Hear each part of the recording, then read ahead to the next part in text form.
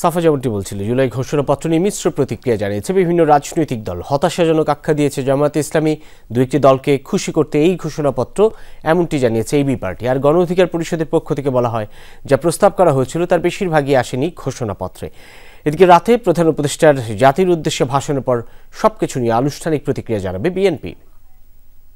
পরবর্তী পর্যায়ে নির্বাচনকে কেন্দ্র করে যে ডেভেলপমেন্ট হয়েছে সেইটা এটার সাথে যুক্ত করা হয়েছে, এই অ্যাসপিরেশনটা নতুন। আমরা হয়তো যেভাবে চেয়েছিলাম আমাদের মতো করে অনেকখানি ঘোষণাপত্রে উদ্ধৃত হয় নাই, তারপরেও দেশ এবং জাতির বৃহত্তর স্বার্থে আমরা সেটাকে ওয়েলকাম জানাই। জুলাই ঘোষণাটি জুলাই যোদ্ধাদের এবং বিগত ফ্যাসিবাদী আমলের যারা নির্যাতিত নিপীড়িত তাদের সকলের একটি স্বপ্ন পূরণের অন্যতম মাইল ফলক। ঘোষণাপত্র যতটুকু শুনেছি ততটুকু মনে হয়েছে মোটামুটি ভাবে সবার কাছে এটা একটা গ্রহণযোগ্য একটা ঘোষণাপত্র হবে। জাতির বৃহত্তর স্বার্থে আজকের এই ঘোষণাপত্রের মাধ্যমে দেশ এবং জাতির জন্য একটা কল্যাণকর রাষ্ট্র গঠনে আমরা দেশবাসী উপকৃত হবে।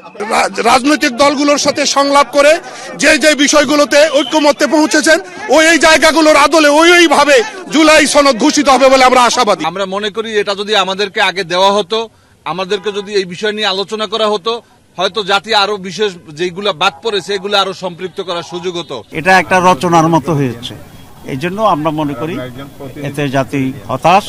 শাপলা চত্বরে এক রাত্রে 1,54,000 গুলি চালানো হয়েছে। আলেম ওলামায়ে কেরাম হাজার হাজার জীবন দিয়েছেন এই পেশিবাদের বিরুদ্ধে আন্দোলন করতে যায়। সেই কথাটা এখানে থাকা দরকার ছিল।